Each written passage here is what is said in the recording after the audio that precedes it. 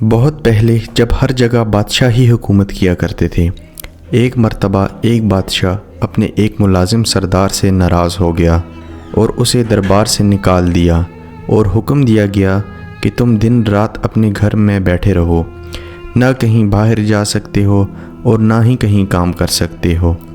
یہ بظاہر معمولی حکم تھا، کیونکہ دن رات گھر میں پڑے رہنا، کچھ کام کاج نہ کرنا اور فارغ وقت گزارنا بہت مشکل ہوتا ہے۔ ویسے بھی ایک آدمی ایک ہی جگہ اور ایک ہی قسم کے لوگوں میں رہتے رہتے گھبرا جاتا ہے، اور تو اور وحشت ہوتی ہے، وقت کاٹنا مشکل ہو جاتا ہے۔ چنانچہ اس کے ساتھ بھی ایسے ہی ہوا۔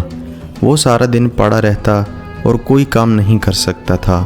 سردار بہت پریشان تھا، کیونکہ اس کے بچوں کے پیٹ بھرنے کا سوال تھا۔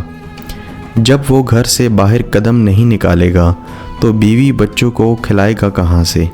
اتفاق سے کچھ دنوں کے بعد بادشاہ، وزیر اور شہزادے بلائے گئے۔ سردار کو ایک ترکیب سوجھی تو اس کی آنکھیں چمک اٹھیں۔ اس نے اپنی بیوی کو پڑوس میں ایک قیمتی جوڑا لانے کے لیے بھیجا۔ وہ پڑوس سے قیمتی جوڑا لے آئی۔ سردار نے مانگے کا قیمتی جوڑا جلد سے زیب تن کیا اور گھر سے نکل پڑا اور شان سے چلتا ہوا شاہی دربار میں پہنچ گیا۔ درباری سمجھے کہ کوئی معزز مہمان ہے، اسے لے جا کر بڑے ادب سے دوسرے بڑے لوگوں کے ساتھ کرسی پر بٹھا دیا۔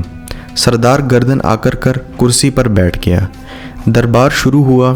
جشن کی تمام رسمیں ادا کی گئیں اور اس کے بعد دسترخوان پر اعلیٰ قسم کے کھانے رکھے گئے۔ سردار نے بھی ہاتھ بڑھا کر خوب ڈٹ کر کھانا کھایا اور پھر نظر بچا کر بڑی چلاکی سے سونے کی ایک رکابی اپنے لباس میں چھپا لی، اور دربار ختم ہوتے ہی وہاں سے 9-2-11 ہو گیا، اور گھر آ کر بڑے مزے سے سارا واقعہ اپنی بیوی کو سنایا۔ اس کے بعد اس کی بیوی بازار جاتی اور سونے کی رکابی کا ایک ٹکڑا کاٹ کر فروخت کر کے کچھ رقم لے آتی۔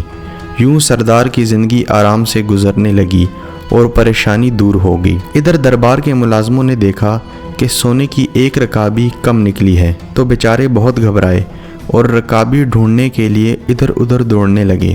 بادشاہ نے ان کی حالت دیکھ کر کہا کہ تم سب کیوں پریشان ہو؟ مجھے معلوم ہے کہ سونے کی رکابی غائب ہو گئی اور اب وہ تمہیں نہیں ملے گی۔ مجھے یہ بھی معلوم ہے کہ وہ رکابی کس نے چرائی ہے۔ اگلے سال پھر جشن ہوا اور دوبارہ مہمانوں سے بھر گیا۔ جشن کے اہتمام پر مہمانوں کو کھانا دیا گیا۔ سردار اس موقع پر بھی موجود تھا۔ کھانا کھانے کے بعد پھر اس نے نظر بچا کر بڑے اطمینان سے ایک سونے کی رکابی اپنے لباس میں چھپا لی۔ دربار ختم ہوا تو مہمان بھی جانے لگے، تو سردار بھی محل کے دروازے سے باہر نکلنے لگا کہ اچانک بادشاہ سامنے آ گیا۔ بادشاہ کو دیکھ کر وہ بہت گھبرا گیا۔ بادشاہ نے ہاتھ بڑھا کر اس کا ہاتھ پکڑا اور کہا کہ پچھلے سال کی رکابی ختم ہو گئی، جو پھر ایک اور رکابی لے جانا چاہتے ہو؟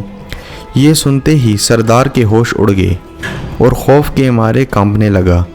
آخر کار بادشاہ کے قدموں پر گر پڑا اور کہنے لگا، حضور کے حکم کی تعمیل میں مجھے میرے گھر میں بند کر دیا گیا تھا۔ کئی مہینوں تک پریشان اور تنگ دست رہا، آخر مجبور ہو کر یہ نازیبا حرکت کی۔ حضور مجھے معاف کر دیں۔ بادشاہ کچھ دیر تک سوچتا رہا، پھر کہنے لگا کہ اچھا، ہم نے تمہیں معاف کیا اور تمہاری ملازمت بھی بحال کر دی۔ غلطی ہماری ہی تھی کہ ہم نے حکم ہی ایسا دیا تھا کہ آدمی بھوک اور تنگ دستی سے مجبور ہو کر چوری کرنے پر آمادہ ہو جاتا ہے۔ اگر ہم تمہیں گھر میں قید نہ کرتے تو شاید تم ایسی حرکت کبھی نہ کرتے۔ جاؤ، اب ایسی حرکت نہ کرنا۔ چوری بہرحال بری حرکت ہے۔ بادشاہ اور سردار دونوں نے غلطی کی تھی۔